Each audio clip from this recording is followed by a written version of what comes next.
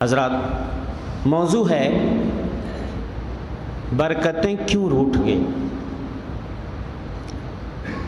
دنیا میں جتنی بھی مہذب قومیں ہیں وہ برکتیں ضرور تلاش کرتی ہیں۔ جتنے مہذب انسان ہیں سب کو برکتوں کی ضرورت ہے، اور اپنے اپنے عقیدے کے اعتبار سے وہ برکتوں کو تلاش بھی کرتے ہیں۔ برکتوں کی ضرورت صرف مسلمانوں ہی کو نہیں ہے، یا برکتیں صرف مسلمان ہی نہیں ڈھونڈتے، وہ لوگ جن کا اللہ واحد پہ ایمان نہیں ہے، آخرت کے دن پہ ایمان نہیں ہے، وہ لوگ بھی برکتیں تلاش کرتے ہیں اپنے اپنے عقیدے اور اپنے اپنے مذہب کے اعتبار سے۔ خود مسلمانوں میں اگر آپ دیکھیں تو دو طرح کے لوگ پائے جاتے ہیں۔ ایک طبقہ مسلمانوں میں وہ ہے جو سنت کے طریقے پہ برکت تلاش کرتا ہے۔ رزق میں برکت ہو، چاہے علم میں برکت ہو، نفس میں برکت ہو، روزی میں برکت ہو، آل و اولاد میں برکت ہو، تجارت میں برکت ہو، گھر بار میں برکت ہو، کھیتی باڑی میں برکت ہو۔ مسلمانوں کا ایک طبقہ ہے جو سنت کے مطابق، شریعت کے بتائے ہوئے اصولوں کے مطابق برکتیں تلاش کرنے کی کوشش کرتا ہے۔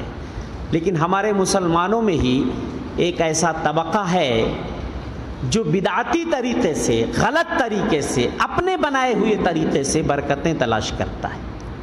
آپ دیکھیے بہت سارے لوگ دکانوں میں، مکانوں میں کچھ چیزیں فریم کر کے لٹکائے رہتے ہیں۔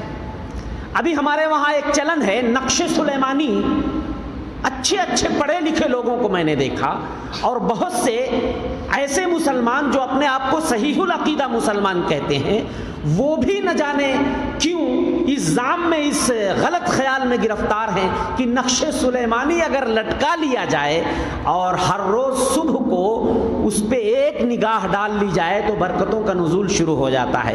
گھر میں برکت، دکان میں برکت، یہ ایک پروپگنڈا ہے جس کے جھانسے میں آ کر کے کتنے صحیح العقیدہ مسلمان بھی گرفتار ہو گئے ہیں، اور اکثر جگہوں پہ آپ کو یہ نقش سلیمانی دیکھنے کو ملے گا۔ اس میں کیا ہوتا ہے؟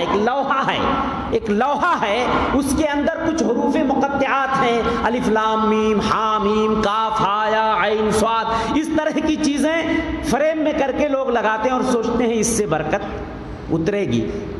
ارے یار، صرف ایک نگاہ ڈالنے سے کسی نقش پہ، کسی لوح پہ برکتوں کا نزول کیسے ہو سکتا ہے؟ اسی طریقے سے بعض لوگوں کو آپ دیکھیں گے، یہ عقیدہ ہے کسی مزار پہ چلے جاؤ، کسی درگاہ پہ چلے جاؤ، اور وہاں پہ جانے کے بعد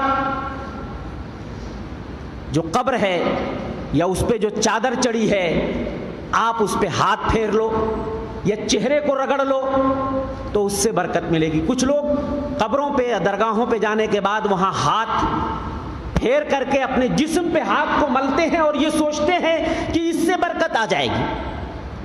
بعض لوگ کسی مخصوص پتھر یا مخصوص درخت یا مخصوص جگہ جانے کے بعد وہاں لوٹ پوٹ بھی کر لیتے ہیں، وہاں پہ اپنے جسم کو رگڑ لیتے ہیں اور سوچتے ہیں کہ اس سے برکت آ جائے گی۔ سوال یہ ہے، کیا ان چیزوں سے برکتوں کا نزول ہوگا؟ نہیں۔ برکتیں اہم ہیں اور برکتوں کی ضرورت ہے ہر مسلمان کو، لیکن غلط طریقے سے، بدعتی طریقے سے، شریعت کے اصولوں سے منحرف ہو کر کے اور رسول اللہ صلی اللہ علیہ وسلم کے طریقے سے ہٹ کر کے اگر کوئی برکت تلاش کرتا ہے تو چے جائے کہ برکتوں کا نزول ہو، وہ گنہگار بھی ہو سکتا ہے، وہ شرک میں گرفتار ہو سکتا ہے، وہ بدعت میں گرفتار ہو سکتا ہے۔ اس لیے ضرورت یہ ہے کہ ہم شرعی طریقے سے برکتیں تلاش کریں، اور برکتوں کی حقیقت میں ہمارے اس دور میں اور ہر دور میں برکتوں کی ضرورت ہے، اس لیے کہ برکت کا نزول نہ ہو، صرف کثرت سے کام نہیں چلے گا۔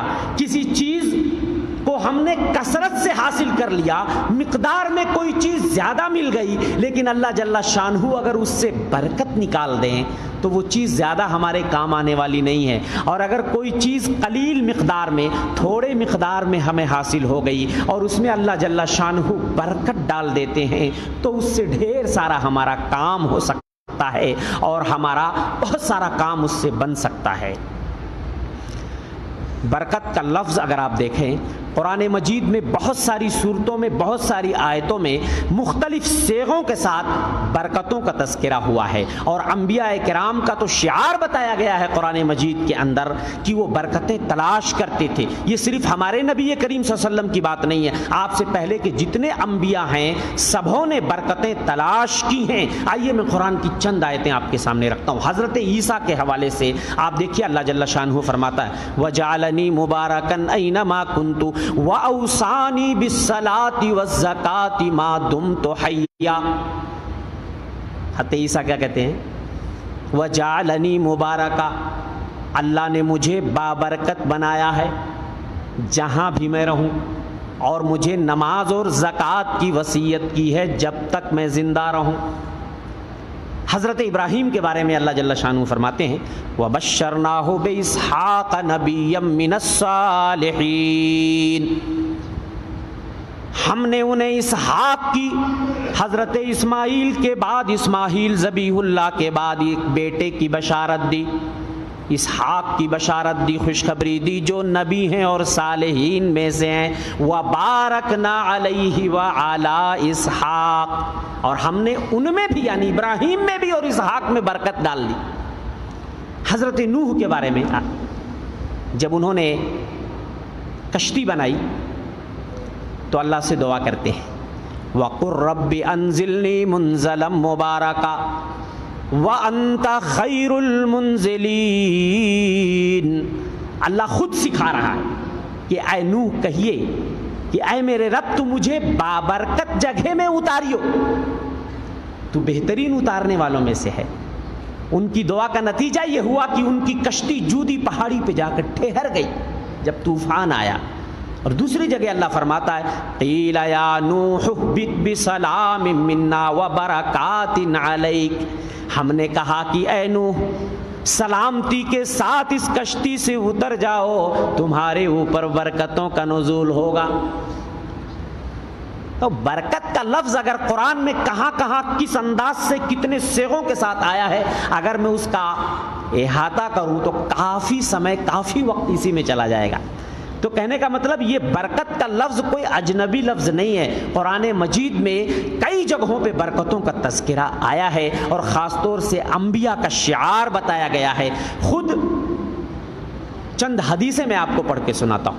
حضرت ایوب کے بارے میں آپ جانتے ہیں، حضرت ایوب ایک بار غسل خانے میں ننگے غسل کر رہے تھے بغیر کپڑوں کے، اور ایسا کرنا جائز بھی ہے، اگر آدمی پردے میں ہے تو بغیر کپڑے کے غسل کر سکتا ہے آدمی۔ آسمان سے ٹڈیوں کی، سونے کی ٹڈیوں کی بارش شروع ہو گئی۔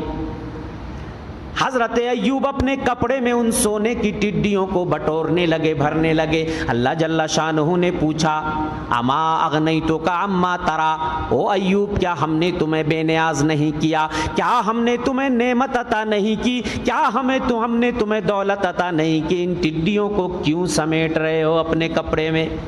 جواب ذرا سنیے، کہتے ہیں اے اللہ ضرور تو نے میرے اوپر اپنی نعمتیں نچھاور کی ہیں، ولیکن لا غنا لی ان برکتک، اے اللہ تیری برکت سے بے نیازی میں حاصل نہیں کر سکتا۔ اے اللہ تیری رحمت برس رہی ہے، تیری برکت برس رہی ہے، اگر میں اسے اپنے کپڑوں میں نہ سمیٹوں گا تو تیری نعمت کی ناشکری ہوگی۔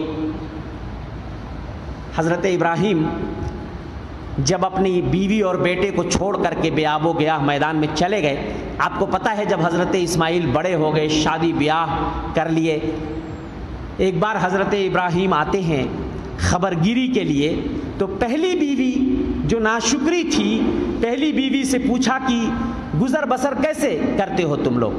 تو پہلی بیوی نے کہا کہ بہت مشقت اور تنگی میں ہماری زندگی گزرتی ہے۔ تو حضرت ابراہیم نے کہا جب تمہارے شوہر آئیں گے تو ان سے میرا سلام کہنا، اور یہ کہنا کہ دروازے کے اس چوکھٹ کو بدل دینا۔ لیکن دوبارہ جب حضرت ابراہیم کچھ دنوں کے بعد پھر آتے ہیں، حضرت اسماعیل کی دوسری شادی ہو جاتی ہے، اب کی بار جو بیوی آتی ہے وہ شکر گزار ہوتی ہے، پوچھتے ہیں کیسے گزر بسر کرتے ہو؟ تو بیوی کہتی ہے طعامنا اللحم، ہمارا کھانا گوشت ہے، شرابنا الماء، اور ہمارا پینا جو ہے وہ پانی ہے، الحمدللہ ہم اچھے سے گزر بسر کرتے ہیں۔ تو حضرت ابراہیم نے دعا کیا پہلے تو یہ کہا کہ جب تمہارے شوہر آئیں گے تو ان سے میرا سلام کہہ دینا، اور یہ کہنا کہ دروازے کے اس چوکھٹ کی حفاظت کریں گے، اور اس کے بعد ہاتھ اٹھا کے دعا کرتے ہیں اللہم بارک لہم فی طعامہم و شرابہم، اے اللہ ان کے کھانوں میں، ان کے پینوں میں برکت عطا کر دینا۔ حضرت ابراہیم کی دعاؤں کا نتیجہ ہے آج مکے کے اندر جو رحمتوں اور برکتوں کی بارش ہو رہی ہے۔ حضرت ابراہیم نے مکے کو حرم قرار دیا تھا، اور مکے والوں کے لیے خصوصیت کے ساتھ یہ دعا کی تھی کہ اے اللہ یہاں کے باشندوں کو پھلوں سے روزی دینا۔ آج جو لوگ گئے ہیں اس سرزمین میں، بغیر موسم کے آپ دیکھیں گے کہ پھلوں کی بھرمار ہے۔ اللہ اکبر، ایسے ایسے پھل میں نے دیکھے جو میں نے اپنے ملک میں نہیں دیکھے، وہ میں نے مکہ اور مدینے شہر میں دیکھے۔ یہ حضرت ابراہیم کی دعا کا نتیجہ۔ اور ہمارے نبی نے جس طرح حضرت ابراہیم نے مکہ شہر کو حرام کیا، ہمارے نبی نے مدینے کو حرام کیا اور مدینے کے لیے برکت کی دعا کی۔ کیا کیا؟ اللہم بارک لنا فی مدینتنا، نبی نے ہاتھ اٹھا کے مدینہ کے لیے دعا کی، اے اللہ ہمارے شہر میں برکت دے دے۔ یہ مدینہ شہر آج اس قدر خوشگوار آب و ہوا جو ہے نا، پہلے ایسی آب و ہوا نہیں تھی، وبائی بیماریاں پھیلتی تھیں، کمر توڑ بخار مدینے کا، یثرب کا مشہور تھا۔ اسی لیے بہت سارے لوگ جو ہجرت کر کے آتے تھے مدینے کی سختی برداشت نہیں کر پاتے، بیمار پڑ جاتے تو بھاگ جاتے تھے مدینہ چھوڑ کے، جبکہ پہلے یہ حکم تھا فتح مکہ سے پہلے کہ جو مدینہ ہجرت کر کے آئے گا وہ پھر مدینہ چھوڑ کے نہیں جا سکتا، الا یہ کہ ہمارے نبی کسی کو خصوصی پرمیشن دے دیں۔ تو مدینے اور یثرب کا بخار، کمر توڑ بخار، اللہ کے رسول نے دعا کیا اے اللہ مدینے کی آب و ہوا کو پاک صاف کر دے اور یہاں کے بخار کو تو جوحفہ پہنچا دے۔ یہ نبی کی دعاؤں کا نتیجہ ہے۔ مدینے کی آب و ہوا اتنی خوشگوار ہے کہ شاید کسی شہر کی آب و ہوا اتنی خوشگوار ملے۔ اور مدینے میں برکتوں کا جو ماحول، جو منظر میں نے وہاں اپنی زندگی میں دیکھا ہے، آج بھی مدینے شہر میں برکتوں کا اثر آپ محسوس کریں گے۔ اللہ کے رسول دعا کر رہے ہیں اللہم بارک لنا فی مدینتنا، اے اللہ تو ہمارے شہر مدینہ میں برکتوں کا نزول فرما دے۔ اللہم بارک لنا فی ساعنا وفی مدنا، اے اللہ ہمارے پیمانوں میں برکت دے دے، ناپ تول کے آلات میں برکت دے دے، اے اللہ تو ہمارے پھلوں میں، ہمارے غلوں میں برکت دے دے۔ میں نے وہاں رہ کر یہ اندازہ کیا ہے 10-20 کلو اگر چاول لے آؤ، غلہ لے آؤ، اناج لے آؤ، کھانے پینے کی کوئی چیز لے آؤ تو اتنی برکت کی جیسے لگتا وہ چیز ختم ہی نہیں ہوتی۔ آج بھی برکتوں کو آپ محسوس کر سکتے ہیں اس شہر مقدس کے اندر۔ تو ہمارے نبی کا بات، نبی کریم صلی اللہ علیہ وسلم، ہمارے نبی کی، پہلے انبیاء کی میں نے چند مثالیں دی ہیں، ہمارے نبی برکتوں کا کتنا اہتمام کرتے تھے، اللہ اکبر، آپ حیران رہ جائیں گے۔ چھوٹی چھوٹی چیزوں سے لے کر بڑی بڑی چیزوں تک ہمارے نبی برکت کا خود اہتمام کرتے تھے، اللہ رب العزت سے برکت کی دعائیں کرتے تھے، اپنے صحابہ کو برکت کی تعلیم دیا کرتے تھے، تلقین کیا کرتے تھے کہ اے صحابہ اللہ سے ہمیشہ برکت کی دعا کرو، چھوٹی چیز کیوں نہ ہو، بڑی چیز میں ابھی مثالیں دے کر سمجھاؤں گا، لیکن ایک چیز بتا دوں، اور پہلے بھی میں کہہ چکا ہوں کہ میرے بھائی کثرت یہ اہم نہیں ہے، کسی چیز کو آپ ڈھیر مقدار میں حاصل کر لو، یہ اتنا اہم نہیں ہے جتنی اہم یہ ہے کہ اس چیز میں اللہ کی طرف سے برکت ڈال دی جائے۔ ہاں میں یہ نہیں کہتا کہ آپ دولت نہ مانگیے، آپ مانگیے اللہ مجھے ڈھیر دولت دے دے، لیکن صرف ڈھیر نہ مانگیے، اسی کے ساتھ یہ بھی دعا کیجئے اے اللہ ہمیں کثرت سے آل و اولاد دے دے، ہمیں برکت، ہمیں دولت دے دے، لیکن اے اللہ اس میں برکت دے دے، برکت دے دے۔ آپ دیکھیے بہت سارے لوگ کروڑ پتی ہوتے، لیکن اگر اللہ برکت نہیں دیتا ہے، کہاں ان کی دولت چلی جاتی ہے؟ کوئی قابل ذکر کارنامہ وہ اپنی دولت سے انجام نہیں دے پاتے ہیں، کروڑوں کی دولت کہاں چلی جاتی ہے کچھ پتہ نہیں چلتا۔ کچھ لوگ صرف ہزاروں میں کمائی ہے، ہزاروں میں، لیکن اللہ برکت دے دیتا ہے، بڑے بڑے کام کر لیتے ہیں، کہیں مسجد بنا دیا، کہیں مدرسہ بنا دیا، کہیں یتیم خانہ بنا دیا، اور بہت سارے کام کر لیتے ہیں، یہ اسی برکت کا نتیجہ ہے۔ کتنے لوگوں کو اللہ کثرت سے اولاد دے دیتا ہے، ایک درجن بیٹوا دے دیا اللہ نے لیکن برکت نہیں دیا، کوئی فائدہ نہیں ہے۔ اور کسی کو اللہ ایک ہی بیٹا دیتا ہے، ایک ہی بیٹا دیتا ہے لیکن اس میں برکت ڈال دیتا ہے، وہی ایک بیٹا اس کی نیک نامی اور شہرت کا سبب بنتا ہے اور پوری دنیا میں اس کی شہرت کے ڈنکے بجنے لگتے ہیں اور اس کی توتی بولنے لگتی ہے۔ اگر اللہ اس ایک بیٹے میں بھی برکت عطا کر دے تو ایک درجن بیٹوں سے افضل ہوتا ہے وہ۔ اچھا ہمارے وہاں ماحول کیا ہے؟ بہت سارے لوگ یہ سوچتے ہیں نا، اگر ہم کثرت سے دولت چھوڑ کے چلے گئے اپنے بیٹوں کے لیے، ان کے مستقبل کی ضمانت، مضبوط مستقبل کی ضمانت یہی ہے کہ اپنے بیٹوں کو، اپنی اولاد کو اتنا مضبوط کر دو کہ وہ کسی کے سامنے ہاتھ نہ پھیلائیں، کسی کے دستے نگر نہ رہے۔ میرے بھائی، اولاد کو نیک بنا کے جاؤ، صالح بنا کے جاؤ، یہ زیادہ اہم ہے بالمقابل اس کے کہ ڈھیر ساری دولت ان کے لیے چھوڑ کے جاؤ۔ اگر اس ڈھیر ساری دولت میں تمہاری زندگی کے بعد اگر اللہ برکت نہیں دے گا، کچھ نہیں تمہارے بیٹے کر پائیں گے۔ تھوڑی دولت بھی اگر چھوڑ کے گئے اور تم اپنے بچوں کو نیک بنا کے گئے، اس تھوڑی سی دولت میں اللہ برکت دے گا اور بعد میں اللہ ان بچوں کو مالدار بھی۔ میں آپ کو مثال دے کے سمجھاتا ہوں۔ خلیفہ عمر بن عبدالعزیز، صرف 39 سال کی زندگی ملی تھی خلیفہ عمر بن عبدالعزیز کو، 39، اللہ اکبر، لیکن اپنی سلطنت کو، اپنی بادشاہت کو اتنا مضبوط کر دیا تھا، بیت المال میں اتنا خزانہ جمع ہو گیا تھا کہ کوئی زکوٰۃ لینے کے لیے ان کے زمانے میں جلدی تیار نہیں ہوتا تھا۔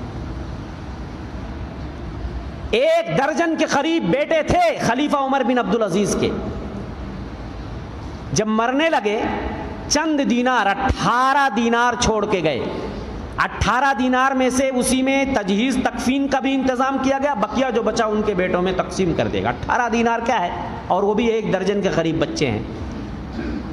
خلیفہ عمر بن عبدالعزیز سے جب وہ بستر مرگ پہ تھے پوچھا گیا، ماذا ترکت لأولادک، او خلیفہ وقت آپ اپنے بچوں کے لیے کیا چھوڑ کے جا رہے ہیں؟ کہنے لگے میں اپنے بچوں کے لیے اللہ کا ڈر چھوڑ کے جا رہا ہوں، اللہ کا تقوی چھوڑ کے جا رہا ہوں۔ اگر میرے بچے نیک ہوں گے تو اللہ کی عبادت کریں گے، اگر میرے بچے گنہگار ہوں گے، میرے بچے فاسق و فاجر نکل گئے، میں ان کے لیے ایسی دولت چھوڑ کے نہیں جانا چاہتا کہ میرے بعد، میرے مرنے کے بعد وہ اسی دولت کے نتیجے میں اللہ کی معصیت کریں، نافرمانی کریں اور مجھے بھی گنہگار کریں۔ ایسی دولت چھوڑ کے نہیں جاتا میں۔ کتنے لوگ حرام حلال کی تمیز نہیں کرتے اپنے بچوں کے لیے، پتہ چلا بچے کبھی بھول کر بھی مغفرت اور استغفار بھی نہیں ماں باپ کے حق میں کرتے ہیں اور اسی دولت کے نتیجے میں گلچھڑے اڑاتے ہیں، حرام کاریوں میں خرچ کرتے ہیں اور اپنے ماں باپ کو مرنے کے بعد بھی ان کے عذاب میں اضافے کا سبب بنتے ہیں۔ اس کے برخلاف خلیفہ سلیمان بن عبد الملک، انہی کے زمانے کا، بنو امیہ کا خلیفہ سلیمان بن عبد الملک، اس کے بھی تقریباً 1 درجن بچے تھے، کئی لاکھ دینار چھوڑ کے گیا سلیمان بن عبد الملک۔ راوی کہتے ہیں میں نے دیکھا خلیفہ عمر بن عبدالعزیز کے ایک بیٹے کو اللہ کی راہ میں 100 اونٹ صدقہ دے رہا ہے۔ 100 اونٹ، اتنا اللہ نے اس کی دولت میں برکت عطا کر دی۔ اور سلیمان بن عبد الملک جو کئی لاکھ کی پراپرٹی چھوڑ کے گئے تھے اپنے بچوں کے لیے، میں نے دیکھا کہ ان کا ایک بیٹا بازار میں بھیک مانگ رہا ہے، ایک بیٹا عمر بن عبدالعزیز کے بیٹے سے بھیک مانگ رہا، اس کے سامنے ہاتھ پھیلا رہا ہے۔ وہ لاکھوں کی پراپرٹی کہاں چلی گئی کچھ بھی نہ پتا چلا۔ میرے بھائی، ہمیشہ ہمیشہ اپنے بچوں کے لیے دولت چھوڑ کے جاؤ یا نہ جاؤ، لیکن اپنے بچوں کو نیک بنا کر جاؤ۔ اگر تمہارا بچہ تمہارے مرنے کے بعد تمہارے حق میں استغفار کرے گا، اللہ جل شانہ اگر تم جنت میں ہو تو تمہارے درجے کو بلند کر دے گا، اور اگر تم اللہ نہ کرے، اگر تم دوزخ میں ہو یا اگر تمہیں عذاب قبر ہو رہا ہے تو تمہارے عذاب قبر میں تخفیف ہو جائے گی، قبر میں اللہ روشنی پیدا کر دے گا، تمہاری قبر کو کشادہ کر دے گا اگر تمہارے مرنے کے بعد تمہارا بیٹا تمہارے لیے استغفار کرے گا۔ نبی کریم صلی اللہ علیہ وسلم فرماتے ہیں جنت میں ایک آدمی کا درجہ بلند کر دیا جاتا ہے، آدمی حیران ہو جاتا ہے، پوچھتا ہے او میرے مولا میں تو مر کے یہاں آ گیا، میرے پاس کوئی عمل نہیں، یہ درجہ جو میرا بلند ہوا کیسے بلند ہوا؟ اللہ جل شانہ کہیں گے بے استغفار ولدک لکا، تیرا بیٹا دنیا میں تیرے لیے استغفار کر رہا ہے، مغفرت اور بخشش کی دعائیں مانگ رہا ہے، اس لیے میں نے تیرے درجے کو بلند کر دیا۔ تو میں یہ کہہ رہا تھا، بات دوسری طرف نکل گئی، میں یہ کہہ رہا تھا کہ دیکھیے کثرت اہم نہیں ہے، برکت اہم ہے۔ ٹھیک ہے آپ برکت کی دعا، کثرت کی دعا مانگیں، لیکن ساتھ ساتھ برکت کی بھی دعا مانگیں۔ اللہ کے رسول نے بھی کثرت کی دعا کی ہے، لیکن ساتھ میں برکت کی بھی دعا کی ہے۔ حضرت ام سلیم حضرت انس کو لے کر کے نبی کی خدمت میں آتی ہیں، وہی انس جس نے 10 سال تک نبی کی خدمت کا جنہیں شرف حاصل رہا ہے۔ حضرت ام سلیم کہتی ہیں اللہ کے رسول یہ آپ کا ننھا خادم ہے، آپ اس کے لیے دعا کر دیجئے، برکت کی دعا کر دیجئے۔ اللہ کے رسول ہاتھ اٹھاتے ہیں، دعا کرتے ہیں اللہم اکثر مالہ وولدہ، اے اللہ ان کے مال میں، ان کی اولاد میں، اے اللہ ان کے مال میں، ان کی اولاد میں بڑھوتری عطا کر دے، ثم بارک لہ فی، اے اللہ پھر اس میں برکت ڈال دے۔ آپ نے کثرت کی دعا کی، اللہ انہیں ڈھیر مال دے دے، ڈھیر اولاد دے دے، اور پھر اس میں برکت دے دے۔ نبی کی دعاؤں کا نتیجہ دیکھیے، حضرت انس اتنے مالدار ہو جاتے ہیں، کہتے ہیں میرے پاس اتنی دولت آ جاتی ہے نبی کی دعاؤں کے نتیجے میں، اور برکت کا یہ عالم تھا، میرے پاس ایک باغ تھا جو سال میں 2 مرتبہ پھل دیا کرتا تھا، میری اولاد میں اتنی برکت ہو گئی، سن 75 ہجری آتے آتے میری نسل سے 120 بچے مر چکے تھے، اس دنیا سے جا چکے تھے، میری نسل سے ناتی پوتیا اور سب ملا کے 120 چھوٹے بچے جا چکے تھے۔ اب آپ سوچیں اتنی، اور عمر میں بھی برکت کی، ایک روایت میں کہ اللہ کے رسول نے عمر میں بھی برکت کی دعا کی۔ حضرت انس 100 سال سے بھی زائد کہتے تھے میری عمر اتنی لمبی ہو گئی کہ مجھے لوگوں سے شرم آتی تھی، میں اپنی زندگی سے اکتا گیا تھا، دوسروں میرے سامنے نہ جانے کتنے لوگ چلے گئے اور میں ہوں زندہ ہوں، پھر رہا ہوں، چل رہا ہوں، کھا رہا ہوں۔ یہ نبی کی دعاؤں کا نتیجہ۔ تو ٹھیک ہے کثرت کی دعا آدمی کر سکتا ہے، لیکن میرے بھائیوں برکت کو کبھی بھی نظر انداز مت کیجیے۔ ہمارے نبی اپنے صحابہ کو برکت کی تعلیم دیتے تھے اور برکت کی دعا ضرور کرتے تھے۔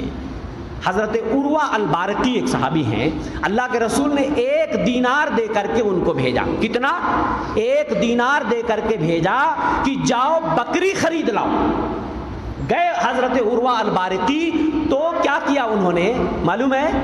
1 دینار میں 2 بکریاں خریدی، پھر 1 بکری 1 دینار میں بیچ دیا۔ اللہ کے رسول صلی اللہ علیہ وسلم کی خدمت میں 1 بکری اور 1 دینار دونوں لے کر کے آتے ہیں۔ اللہ کے رسول خوش ہو جاتے ہیں، دعا کرتے ہیں اللہم بارک لہ فی صفقت یمینہ، اے اللہ ان کی تجارت میں تو برکت عطا فرما دے۔ نبی کی دعاؤں کا نتیجہ دیکھیے، ان کے بارے میں آتا ہے لو اشترت التراب لربح فیہ، اگر یہ مٹی کا بھی سودا کر لیتے تھے، مٹی خرید لیتے تھے تو اللہ اس میں بھی برکت ڈال دیتا تھا، اس مٹی کو بھی سونا بنا دیتا تھا، اس مٹی کو بھی اللہ سونا بنا دیتا۔ اگر اللہ برکت دے دے، آپ سمجھ نہیں پاؤ گے کہ اللہ اسی بھنگار میں دیکھنے میں لگتا ہے یار کچھ بھی نہیں ہے، ٹوٹے پھوٹے سب کچھ سامان ہے، اللہ اگر اسی میں برکت دے دے تو آپ سمجھ نہیں پاؤ گے کہ یار یہ دولت آ کہاں سے رہی ہے۔ سچائی اور امانت داری سے اگر آپ تجارت کرو اور اگر اللہ اس میں برکت دے دے تو آپ خود حیران رہ جاؤ گے کہ یہ کہاں سے برکت آ رہی ہے اور کہاں سے میرے مال میں اضافہ ہو رہا ہے۔ ہمارے نبی، میں یہ کہہ رہا تھا کہ برکتوں کا بڑا اہتمام کرتے تھے۔ سیزن کا جب پہلا پھل پیڑ پہ آتا تھا نا، کھجور یا کوئی بھی پھل، تو سب سے پہلے سیزن کا پہلا پھل جیسے نظر آتا تھا تو لوگ اسے لے کر کے ہمارے نبی کی خدمت میں آتے تھے۔ اللہ کے رسول اس پھل کو اپنے ہاتھ میں لیتے تھے اور دعا کرتے تھے اللہم بارک لنا فی ثمارنا، اے اللہ ہمارے پھلوں میں برکت عطا کر دے۔ پھر کسی چھوٹے ننھے معصوم بچے کو بلاتے تھے اور اس کو وہ پھل دے دیا کرتے تھے۔ ننھے معصوم بچے کو، جو سب سے چھوٹا بچہ جس کو دیکھتے تھے، اس کو بلا کر کے برکت کے لیے آپ اس بچے کو دے دیتے تھے کہ تو اس کو کھا لے۔ اسی طریقے سے کسی کی شادی ہو گئی، اللہ کے رسول نے کیا دعا سکھائی ہے؟ برکت کی دعا۔ کسی کی شادی ہو جائے تو برکت کی دعا دو۔ ہمارے وہاں لوگ اپنے اپنے حساب سے نہ جانے کیا کیا، لیکن جو سنت کا طریقہ ہے، بارک اللہ لک و بارک علیک و جمع بینکما فی خیر، اللہ تمہارے اس شادی میں برکت عطا فرمائے اور تم دونوں کو خیر اور بھلائی پر جمع کرے، تم کو اور تمہارے جوڑے کو، تمہاری بیوی کو۔ تو بارک اللہ لک و بارک علیک و جمع بینکما فی خیر، برکت کی دعا۔ ذرا دیکھیے ہمارے نبی برکتوں کا کتنا اہتمام کیا کرتے تھے۔ اگر کوئی اونٹ خریدتا تھا، گھوڑا خریدتا تھا، تو آپ کہتے تھے اذا اشترى احدکم بعیرا فلیمسک بذروۃ سنامہ، اس کی پیشانی کو پکڑ کر کے برکت کی دعا کرے۔ یہ دعا پڑھے، اللہم انی اسألک خیرہا وخیر ما جبلتہا علیہ واعوذ بک من شرہا وشر ما جبلتہا علیہ۔ اے اللہ، میں اس کے خیر اور بھلائی کا تجھ سے سوال کرتا ہوں جس خیر اور بھلائی پر تو نے اس کو پیدا کیا ہے، اور اے اللہ میں اس کے شر اور برائی سے تجھ سے پناہ مانگتا ہوں، اور جس برائی پر تو نے اس کو پیدا کیا ہے۔ شادی والوں کو بھی کہ بیوی پیشانی کے بال پکڑ کے دعا کرو، اللہم انی اسألک خیرہا وخیر ما جبلتہا علیہ۔ اسی طریقے سے کھانا کھانے کے لیے، کھانا کھا چکو، انگلیوں کو چاٹ لو۔ اذا اکل احدکم طعاما فلیلعق اصابعہ، جب تم میں سے کوئی شخص کھانا کھائے تو اپنی انگلیوں کو چاٹ لے۔ فإنہ لا یدری فی ایتہن البرکہ، اسے نہیں معلوم کہ برکت کہاں ہے۔ ہو سکتا ہے کہ جو کھانا انگلیوں میں لگا ہوا ہے اسی میں برکت ہو، اور وہ دھل دیا تو برکت چلی گئی۔ اور ایک دوسری روایت میں اللہ کے رسول نے فرمایا اس پلیٹ کو بھی چاٹ کر صاف کر لو جس میں تم کھاتے ہو، تمہیں نہیں معلوم کہ برکت کہاں ہے۔ انکم لا تدرون فی ای طعامکم البرکہ، تمہیں نہیں معلوم کہ برکت کہاں ہے۔ آج برتن کو چاٹنا یا صاف کرنا یہ ذرا معیوب چیز بن گئی ہے، اور مغربی تہذیب کے لوگ دل دادا ہو گئے ہیں، اور آج کل تو بوفے سسٹم چل گیا ہے، لوگ کھڑے ہو کر کے کھاتے پیتے ہیں، آدھا کھایا آدھا پلیٹ میں پھینک دیا، یہ فیشن بن گیا ہے۔ پورا مت کھاؤ، چاٹ کے مت کھاؤ، کچھ بچا کے پھینک بھی دو۔ یہ اسراف، فضول خرچی، یہ مغربی تہذیب، دعا سلام، کھانے پینے اٹھنے بیٹھنے کے آداب آج کل مغرب سے امپورٹ ہو کر کے آ رہے ہیں، اور ہمارے بچے اس کی نقالی کر رہے ہیں اور اسی میں فخر محسوس کر رہے ہیں۔ میرے بھائی، یہ سنت کا طریقہ ہے۔ اور بتاؤں، چھوٹی چھوٹی چیزوں میں ہمارے نبی برکتوں کا کتنا اہتمام کرتے تھے۔ آپ نے فرمایا جب تم میں سے کوئی کھانا کھائے تو سامنے سے کھائے، سامنے سے کھائے، بیچ سے نہ کھائے۔ لأن البرکۃ تنزل فی وسطها، کھانے کے بیچ میں برکت اترتی ہے۔ اب پتہ چلا پہلے برکتیں کھائی گئی، ہاں پہلے برکت چٹ کے لیے، تو اب وہ جو بچا وہ بغیر برکت والا۔ تو بیچ سے مت کھاؤ، کنارے سے پہلے کھاؤ، برکت یہاں بیچ میں اترتی ہے۔ اللہ اکبر، کس قدر آپ برکتوں کا اہتمام چھوٹی چھوٹی چیزوں میں کیا کرتے تھے۔ آپ بسم اللہ کا کیوں اتنا اہتمام کرتے تھے معلوم ہے؟ کھانا کھاؤ تو آپ نے بسم اللہ، جب آدمی گھر میں داخل ہو تو بسم اللہ کر کے داخل ہو، جب کھانے پہ بیٹھے تو بسم اللہ کر کے بیٹھے۔ نبی محترم فرماتے ہیں اس لیے جب آدمی گھر میں داخل ہوتا بسم اللہ کر لیتا، شیطان اس گھر میں نہیں داخل ہو سکتا۔ جب کھانے پہ بیٹھتا بسم اللہ کر لیتا، شیطان اس کھانے میں شریک نہیں ہو سکتا۔ اور جب آدمی بسم اللہ گھر میں گھستا ہے بسم اللہ بھول جاتا ہے، کھانے پہ بیٹھا بسم اللہ بھول گیا تو شیطان کہتا ہے کھانا بھی ملا اور سونے کو بھی ملا، گدا بھی ملا، اب اس سے اچھا گھر کہاں ملے گا۔ اچھا، بہت سارے لوگ سوچتے ہیں بسم اللہ کا کام ہے بس کھانے وانے سے پہلے بسم اللہ کر لو۔ ارے میرے بھائی، یہ تو برکت کا خزانہ ہے۔ یہ صرف کھانے سے پہلے یا گھر میں جانے سے پہلے کے لیے نہیں ہے، یہ بسم اللہ جو قدم قدم پہ ہمارے نبی سکھاتے تھے۔ نیا جوڑا خرید کے لائے بسم اللہ کر کے پہنو، سواری پہ بیٹھے بسم اللہ کر کے بیٹھو، گھر سے نکلے بسم اللہ کر کے نکلو، گھر میں داخل ہوئے بسم اللہ کر کے داخل ہوئے، یہاں تک کہ باتھ روم میں جانے سے پہلے بھی بسم اللہ کر کے جاؤ۔ دعا تو لوگوں کو معلوم ہے لیکن بسم اللہ نہیں معلوم۔ اللہ کے رسول فرماتے ہیں جنات کی نگاہوں اور انسان کی شرمگاہ کے بیچ میں اگر کوئی چیز پردہ کرتی ہے تو یہ ہے کہ جب آدمی بیت الخلا میں جائے، ٹوائلٹ میں جائے تو پہلے بسم اللہ کہہ لے۔ آدمی یہ سوچتا ہے کہ ہم نے چٹخنی لگا لیا، دروازہ بند کر لیا، اب ہم کو کوئی نہیں دیکھتا۔ شیطانوں کی نگاہیں آپ کو وہاں بھی دیکھتی ہیں۔ ٹوائلٹ اور باتھ روم میں دروازے کی کنڈیاں لگانے کے باوجود بھی شیطان تمہیں تاڑتا ہے، لیکن جب تم بسم اللہ کہہ لیتے ہو اللہم انی اعوذ بک من الخبث والخبائث، بسم اللہ کے بعد یہ دعا پڑھو، پھر ٹوائلٹ میں جاؤ، شیطان جنات تمہیں وہاں دیکھ بھی نہیں سکتے، تمہیں نقصان بھی نہیں پہنچا سکتے۔ یہ گندی جگہیں ہیں، یہاں پہ شیطان رہتے ہیں، نقصان پہنچا سکتے ہیں۔ اکثر ایسے حادثات ہوتے ہیں کہ لوگ بغیر دعا بغیر بسم اللہ کے ٹوائلٹ باتھ روم میں جاتے ہیں، اکثر شکایتیں ہو جاتی ہیں۔ آصیب کی شکایت ہو گئی، جنات شیطان نے پریشان کرنا شروع کر دیا، اس لیے یہ نسخہ بتایا گیا ہے۔ ایسے ہی آدمی اپنے پرائیویٹ کمرے میں اپنی بیوی کے پاس ملاقات کے لیے، وہاں بھی ہمارے نبی نے بسم اللہ سکھایا۔ اللہ اکبر! میں اگر بسم اللہ کی برکت خالی بتاؤں آپ کو تو شاید پورا وقت چلا جائے گا، خالی بسم اللہ کی برکت۔ تو اس بسم اللہ کی برکت کو اسی لیے میں کہتا ہوں یہ خزانہ ہے، اور بسم اللہ کو لازم پکڑ لو اپنے چھوٹے بڑے ہر کام میں۔ ہر کام، اچھا کام شروع کرنے سے پہلے آپ بسم اللہ ضرور پڑھیے اور بسم اللہ کر کے وہ کام شروع کیجئے، اللہ اس کے اندر برکت ڈالے گا۔ تو ہمارے نبی برکتوں کا کتنا زیادہ اہتمام کیا کرتے تھے۔ آئیے میں اب اصل موضوع کی طرف، برکتیں کیوں روٹ گئیں۔ سوال یہ ہے جب برکتوں کی اتنی اہمیت ہے، چھوٹی چھوٹی چیزوں میں بھی ہمیں برکتوں کی ضرورت ہے، بغیر برکت کے ہم رہ نہیں سکتے۔ اگر اللہ برکت چھین لے،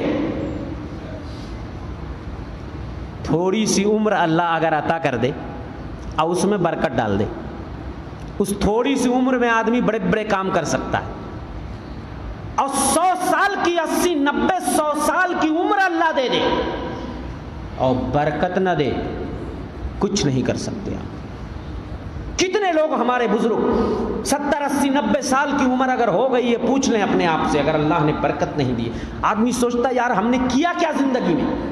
ابھی تو دھول مٹی کھیل رہے تھے، کب جوان ہوئے، کب ادھیڑ ہوئے، کب بوڑھے ہو گئے، ہمیں پتہ ہی نہیں چلا۔ اللہ اکبر! اسی لیے میرے بھائی برکت کی دعا مانگو، اللہ ہماری عمر میں برکت عطا فرما دے، ہماری روزی میں برکت عطا فرما دے، ہمارے علم میں برکت عطا فرما دے، ہمارے رزق میں برکت عطا فرما دے، ہماری تجارت میں برکت عطا فرما دے، آل و اولاد میں برکت عطا فرما دے، کھیتی باڑی میں برکت عطا فرما دے۔ یہ دعا کبھی مت بھولو، کبھی مت بھولو۔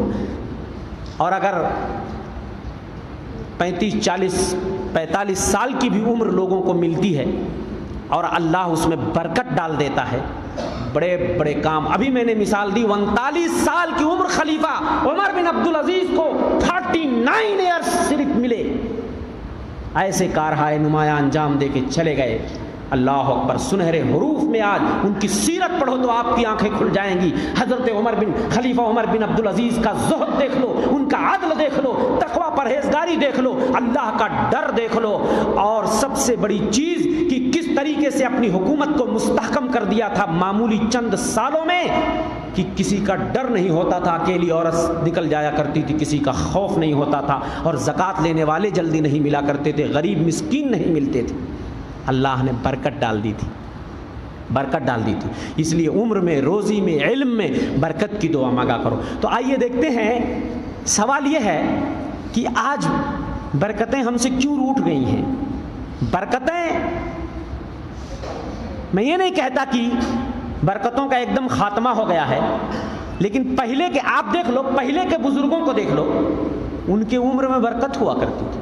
آج ہمارے زمانے میں کیوں نہیں اتنی برکت ہوتی ہے؟ پہلے کے لوگوں کے پیسے میں برکت تھی، آج پیسے میں برکت نہیں، کیوں؟ آخر ایسا کیوں ہو رہا ہے؟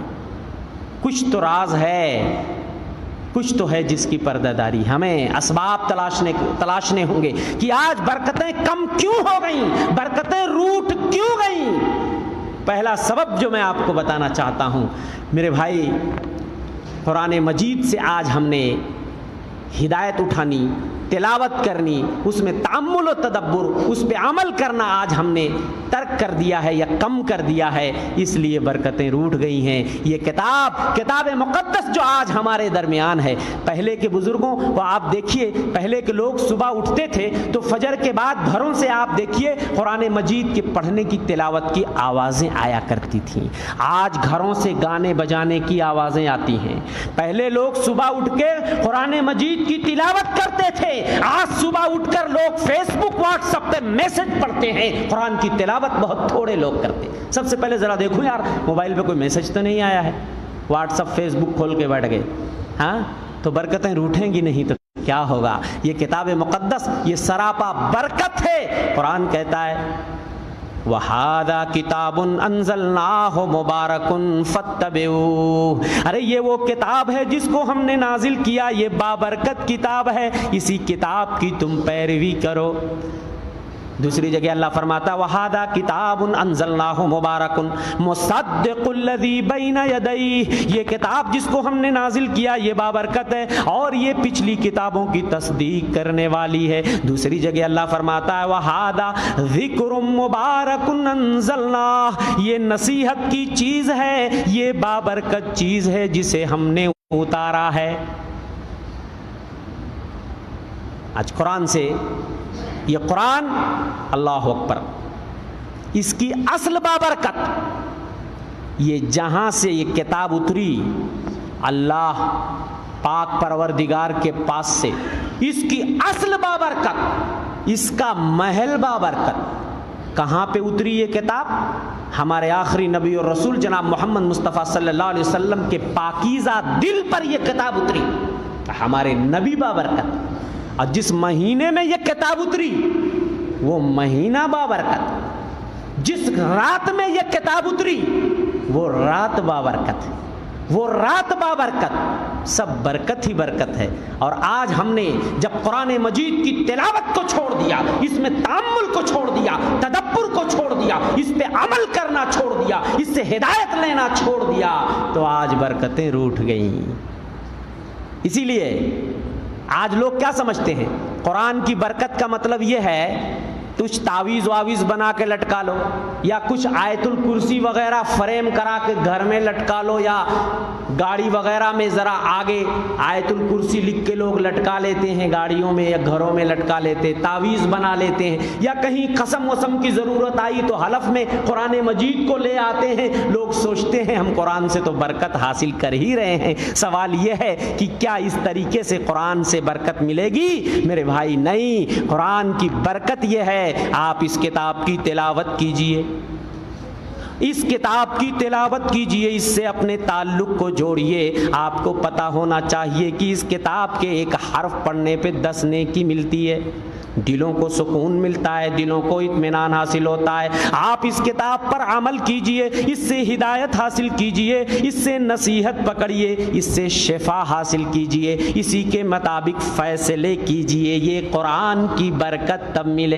گی، تب قرآن کی برکت ملے گا، ایسے نہیں ملے گی۔ تعویذ گنڈے بنانے سے برکت نہیں ملے گی، فریم میں آیت الکرسی سجا کے لٹکا دینے سے برکت نہیں ملے گی۔ اسی لیے ماہر القادری نے قرآن کی فریاد کے نام سے جو نظم لکھی ہے، طاقوں میں سجایا جاتا ہوں، آنکھوں سے لگایا جاتا ہوں، طاقوں میں سجایا جاتا ہوں، آنکھوں سے لگایا جاتا ہوں، تعویذ بنایا جاتا ہوں، دھو دھو کے پلایا جاتا ہوں، جزدان حریر و ریشم کے اور پھول ستارے چاندی کے، پھر عطر کی بارش ہوتی ہے، خوشبو میں بسایا جاتا ہوں، جس طرح سے طوطا مینا کو کچھ بول سکھائے جاتے ہیں، اس طرح پڑھایا جاتا ہوں، اس طرح سکھایا جاتا ہوں، جب قول و قسم لینے کے لیے تکرار کی نوبت آتی ہے، پھر میری ضرورت پڑتی ہے، ہاتھوں میں اٹھایا جاتا ہوں، دل سوز سے خالی ہی رہتے ہیں، آنکھیں ہیں کہ نم ہوتی ہی نہیں، دل میں کوئی خوف اور ڈر نہیں پیدا ہوتا، دل سوز سے خالی ہوتے ہیں، آنکھیں ہیں کہ نم ہوتی ہی نہیں، کہنے کو تو ایک ایک جلسے میں پڑھ پڑھ کے سنایا جاتا ہوں۔ میرے بھائی، جو لوگ قرآن مجید کی عظمت کو سمجھ گئے، اس کی برکت کو سمجھ گئے، وہ کامیاب ہو گئے۔ وہ معزز تھے زمانے میں مسلمان ہو کر، آج ہم خوار ہوئے تاریک قرآن ہو کر۔ ان اللہ یرفع بہذا الکتاب اقواما ویضع بہ آخرین۔ اللہ اس کتاب کے ذریعہ نہ جانے کتنی قوموں کو بلندی عطا کر دیتا ہے اور کتنی قوموں کو پستی کی دلدل میں ڈھکیل دیتا ہے۔ جو اس راز کو پا گئے، ہمارے آبا و اجداد، ہمارے اسلاف، جب تک وہ قرآن پہ عمل پیرا رہے، وہ اس دنیا میں سیاہ و سفید کے مالک رہے، اس زمین پہ حکومت کرتے رہے۔ جب لوگوں نے قرآن سے ہدایت پکڑنی چھوڑ دی، قرآن کی تلاوت چھوڑ دی، قرآن میں تأمل و تدبر کو چھوڑ دیا، قرآن کے مطابق زندگی بسر کرنا چھوڑ دیا، تو وہ برکتیں ان سے روٹھ گئیں، حکومتیں ان سے روٹھ گئیں، سلطنت ان سے روٹھ گئی، سب کچھ ہاتھ دھو بیٹھے۔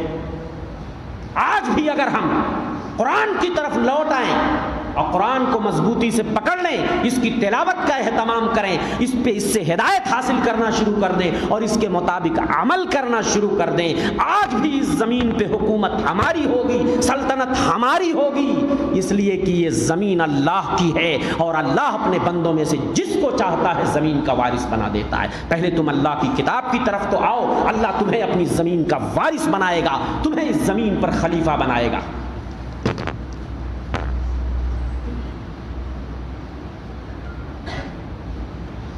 کتنے لوگ سمجھتے نہیں، یہ کتاب ہدایت بھی ہے، کتاب شفا بھی ہے۔ آؤ تو اس کتاب کی طرف، تمہارے جسمانی روحانی بیماریوں کا علاج بھی اس میں ہے۔ آج لوگ پریشان ہیں بیماریوں سے، قلبی، بدنی، جسمانی، روحانی بیماریوں کا علاج بھی یہاں ہے۔ کون ہے جو اس سے علاج کرے؟ آج ہمارے پاس کیسی کیسی صورتیں، کیسے کیسے خزانے۔ سورہ فاتحہ کو لوگ یہ سمجھتے ہیں بس خالی نماز کے ہر رکعت میں سورہ فاتحہ پڑھ لو، بس سورہ فاتحہ کا یہی کام ہے۔ میرے بھائی، آپ کو معلوم نہیں ہے یہ قرآن کی سب سے عظیم سورت سورہ فاتحہ، یہ سورت، اس کے اندر کتنی شفا ہے۔ یہ جھاڑ پھونک کی سورت ہے۔ حضرت ابو سعید خدری نے قوم کے اس سردار کو جس کو بچھو نے ڈنک مارا تھا، وہ تڑپ رہا تھا اس کی تپش سے، درد سے تڑپ رہا تھا، حضرت ابو سعید خدری نے جب سورہ فاتحہ کی ایک ایک آیت پڑھ کر کے اس پہ پھونکنا اور دم کرنا شروع کیا، ایسا لگ رہا تھا کہ جیسے وہ رسی سے کھول کر آزاد کر دیا گیا ہو، مکمل شفا مل گئی۔ اس نے نہ جانے کئی بکریاں انہیں انعام کے طور پہ عطا کر دیں۔ علامہ ابن القیم الجوزیہ فرماتے ہیں، میں مکہ میں تھا، اپنا تجربہ بیان کرتے ہیں، مکۃ المکرمہ میں مجھے بیماریاں لاحق ہوتی تھیں تو نہ ڈاکٹر ملتے تھے نہ دوا ملتی تھی، میں سورہ فاتحہ پڑھ کر کے اپنے درد کی جگہ پہ اپنی انگلی کو اپنے تھوک کے ساتھ، آپ جہاں درد ہو تھوڑے سے تھوک کو آپ ملائیے اور قرآن کی اس بابرکت سورت کو آپ پڑھتے جائیے۔ کہتے ہیں مجھ کو بڑی بڑی بیماریوں سے اسی سورت کے نتیجے میں اللہ نے شفا عطا فرما دی، اور میں نے اس نسخے کو اپنے بہت سارے بھائیوں کو وہاں مکے میں بتایا جن کو بڑی بڑی بیماریاں لاحق ہو جاتی تھیں، ڈاکٹر نہیں ملتے تھے، دوائیں نہیں ملتی تھیں، میں کہتا تھا یہی سورت پڑھ کر کے اپنے اوپر دم کرو اور انہیں شفا مل جایا کرتی تھی۔ یہ سورت ہمارے پاس موجود ہے۔ کتنے لوگ ہیں جو اس سورت سے شفا حاصل کرتے؟ آیت الکرسی کی برکت، میں نے کہا یہ صرف فریم میں لگانے والی آیت نہیں ہے، آیت الکرسی یہ قرآن کی ایک عظیم آیت ہے۔ اگر اس کے ایک ایک لفظ میں اللہ کی وحدانیت کا سر چشمہ بہتا ہے۔ اس آیت کی فضیلت جس دن آپ جان جاؤ گے، آپ اس آیت کو کبھی بھی نہیں چھوڑو گے۔ ہر فرض نماز کے بعد، صبح و شام، سونے کے ٹائم بستر پہ جاؤ، یہ سورت پڑھ لو، کوئی شیطان آپ کو نقصان نہیں پہنچا سکتا اور کوئی شیطان آپ کے قریب نہیں آ سکتا ہے۔ یہ سورہ بقرہ کی برکت۔ اور سورہ آل عمران، اللہ کے رسول فرماتے ہیں اقرؤ القرآن فإنہ یاتی شفیعا لأصحابہ یوم القیامہ، وہ لوگوں قرآن پڑھا کرو اس لیے کہ قرآن اپنے پڑھنے والوں کے لیے قیامت میں سفارش کرے گا۔ اقرؤ الزہراوین، وہ لوگوں دو تر و تازہ دو پھول کی تلاوت کیا کرو سورہ بقرہ اور آل عمران، فإنہما غمامتان او غیایتان، یہ دونوں صورتیں قیامت کے دن بادل کی شکل میں آئیں گی، سایہ کیے رہیں گی، او کأنہما فرقان طیر من او کأنہما فرقان طیر صواف، یا دو پرندوں کے جھنڈ کی طرح، جیسے دو پرندوں کا جھنڈ ہو نا، یہ دونوں صورتیں ایسے آئیں گی جیسے پرندے جھنڈ بنا کر کے اڑتے ہیں اور اپنے پڑھنے والے کی طرف سے لڑائی لڑیں گی، یہ دونوں صورتیں فائٹ کریں گی، یہ دونوں صورتیں کاہے کو فائٹ کریں گی؟ اس کی مغفرت اور بخشش کرانے کے لیے یہ دونوں صورتیں لڑائی لڑیں گی۔ اس کے بعد اللہ کے رسول فرماتے ہیں اقرأ البقرہ، وہ لوگوں سورہ بقرہ پڑھا کرو، فإن أخذها برکہ، اس لیے کہ سورہ بقرہ کی تلاوت باعث برکت ہے، وترکها حسرہ، سورہ بقرہ کو چھوڑ دینا یہ باعث حسرت ہے، ولا یستطیعها البطلہ، اور جادوگر اور شیطان اس کے پاس نہیں آ سکتے۔ اکثر گھروں میں آج شکایت ہے، آسیب کی شکایت ہے، جنات شیطان کی، لوگ ادھر ادھر ڈھونگی باباؤں کے پاس جاتے ہیں، تعویذ گنڈے اور نہ جانے کیا کیا بنا کے لاتے ہیں۔ میرے بھائی سورہ بقرہ کی تلاوت آپ اپنے گھر میں کر کے دیکھو، زور زور آواز میں آپ سورہ بقرہ پڑھو، اگر خود نہیں پڑھ سکتے آپ موبائل میں لگا دو، آپ ٹیپ ریکارڈر میں لگا دو، زور زور سے پورے گھر میں آواز گونجنی چاہیے۔ آپ اس آواز کے سامنے کوئی جنات شیطان ٹک نہیں سکتا ہے۔ نبی فرماتے ہیں سورہ بقرہ کی تلاوت گھروں میں کیا کرو، فإن الشیطان ينفر من البیت الذی تقرأ فیہ سورۃ البقرہ، شیطان اس گھر سے دم دبا کے بھاگ جاتا ہے جہاں سورہ بقرہ کی تلاوت ہوتی ہے۔ سب کچھ یار نسخہ ہمارے پاس موجود ہے، ہم چھوڑ کر کے ادھر ادھر بھٹکتے پھرتے۔ ہاں ارے معوذتین ہمارے پاس موجود ہے، جادو کی شکایت ہے، نظر بد کی شکایت ہے، آسیب کی شکایت ہے، ہمارے نبی یہ معوذتین پڑھ کے رات میں جب سوتے تھے اپنے جسم اپنے ہاتھ پہ پھونک کر پورے بدن پہ مل لیا کرتے تھے۔ عائشہ فرماتی ہیں نبی جب کمزور ہو گئے بیماری کی حالت میں معوذتین پڑھ کر کے برکت کے لیے آپ کے ہاتھوں پہ پھونک کر آپ ہی کے ہاتھ کو آپ کے بدن پہ مل دیا کرتی تھی۔ کون ہے جو آج قل اعوذ برب الناس قل اعوذ برب الفلق سے برکت حاصل کرے؟ قل ہو اللہ جیسی صورت ہمارے پاس موجود ہے جس کو ثلث قرآن 1/3 قرآن کے برابر ہے، تو اتنی ساری بابرکت صورتیں اور آیتیں آج ہمارے پاس موجود ہیں، لیکن دوستو قرآن سے آج ہم نے برکتیں یا ہدایت یا عبرت حاصل کرنی چھوڑ دی ہے۔ لیکن یاد رکھیے کہ قرآن کے بغیر ہماری زندگی کوئی زندگی نہیں ہے۔ ہم زندہ بھلے ہیں لیکن جس دل میں قرآن کی صورتیں نہیں ہوتی ہیں وہ کھنڈر کے مثل ہوتا ہے، ویرانے کے مثل ہوتا ہے۔ اسی طریقے سے برکتیں کیوں روٹھ گئی ہیں، ایک دوسرا سبب میں آپ کو بتاتا ہوں، تقوی اور پرہیزگاری کی کمی۔ تقوی اللہ کا ڈر، اس کا خوف جب دل میں ہوتا ہے تو آسمان سے رحمتوں اور برکتوں کا نزول ہوتا ہے۔ قرآن کہتا ہے وَلَوْ أَنَّ أَهْلَ الْقُرَىٰ آمَنُوا وَاتَّقَوْا لَفَتَحْنَا عَلَيْهِمْ بَرَكَاتٍ مِّنَ السَّمَاءِ وَالْأَرْضِ، اگر بستی والے ایمان لے آتے اور تقوی اختیار کر لیتے تو ہم ان کے اوپر آسمانوں سے رحمتوں اور برکتوں کے دہانے کھول دیتے۔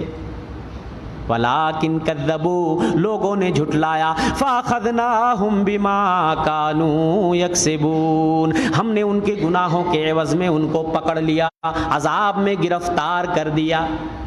تقوی، اور تقوی کیا ہے؟ اللہ کا ڈر، اور اللہ کا ڈر صرف محفل میں نہیں، خلوت میں بھی ڈر ہو، جلوت میں بھی ڈر ہو، محفل میں بھی ڈر ہو، تنہائی میں بھی اللہ کا ڈر ہو، چھوٹے گناہ کو بھی چھوڑ دو، بڑے گناہ کو بھی چھوڑ دو، یہی تقوی ہے۔ کچھ لوگ سمجھتے ہیں تقوی یہ ہے کہ صرف بڑے گناہوں سے دامن بچا لو، نہیں، شاعر کہتا ہے خلی الذنوب صغیرہا و کبیرہا ذاک التقی، چھوٹے گناہوں کو بھی چھوڑ دو، بڑے گناہوں کو بھی چھوڑ دو، یہ تقویٰ ہے۔ وَاسْنَعْ كَمَاشٍ فَوْقَ أَرْضِ الشَّوْكِ يَحْذَرُ مَا يَرَىٰ، اور ایسے قدم پھونک کر زمین پر چڑھو جس طریقے سے کانٹے دار راستے پہ آدمی قدم پھونک کے چلتا ہے۔ لا تحقرن صغیرۃ ان الجبال من الحصى، چھوٹے چھوٹے گناہوں کو کبھی حقیر مت سمجھنا، اس لیے کہ رائی رائی مل کر کے پروت بن جاتا ہے، پہاڑ بن جاتا ہے۔ چھوٹے چھوٹے گناہ آدمی کرتا جاتا ہے، گناہوں کا پہاڑ بن جاتا ہے۔ اور تقویٰ کا تقاضا یہ ہے کہ آپ چھوٹے گناہ بھی چھوڑ دو، بڑے گناہ بھی چھوڑ دو، یہ ہے تقویٰ۔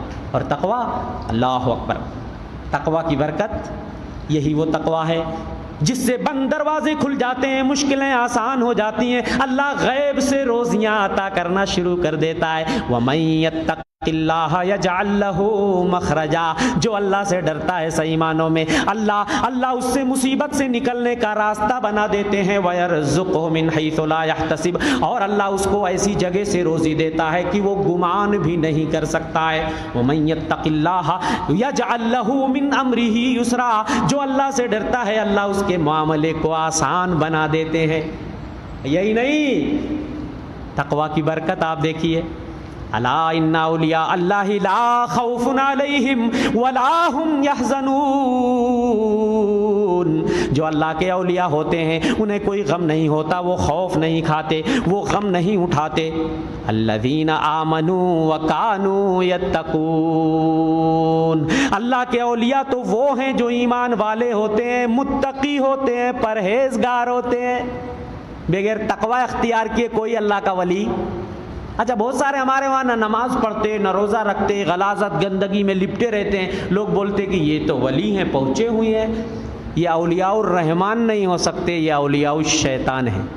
یہ اولیاء الشیطان ہیں جو نماز نہ پڑھے، جو روزہ نہ رکھے، جو غلاظت گندگی میں لپٹا رہے، جسے طہارت کے آداب کا نہ پتہ ہو، صاف صفائی کا نہ پتہ ہو، وہ رحمان کا ولی ہو سکتا ہے؟ نہیں، ولی وہ ہے جو ایمان والے ہوتے ہیں، متقی ہوتے ہیں۔ اور جو لوگ متقی ہوتے ہیں لہم البشری فی الحیات الدنیا وفی الآخرہ، ایسے لوگوں کے لیے دنیا میں بھی بشارت ہوتی ہے، آخرت میں بھی بشارت ہوتی ہے۔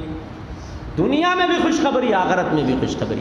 اسی لیے میرے بھائی ایمان اور تقویٰ اگر دل میں پیدا ہو جائے، اسی لیے میں نے اپنی ایک نظم میں کہا تھا، اگر ایمان و تقویٰ سے یہ دل سرشار ہو جائے، اگر ایمان و تقویٰ سے یہ دل سرشار ہو جائے، تو عالی شان جنت میں محل تیار ہو جائے، نبی کی سنتوں پر جاں اگر قربان ہو جائے، تو اے بندے تیرا عقبیٰ میں بیڑا پار ہو جائے، تو اے بندے تیرا عقبیٰ۔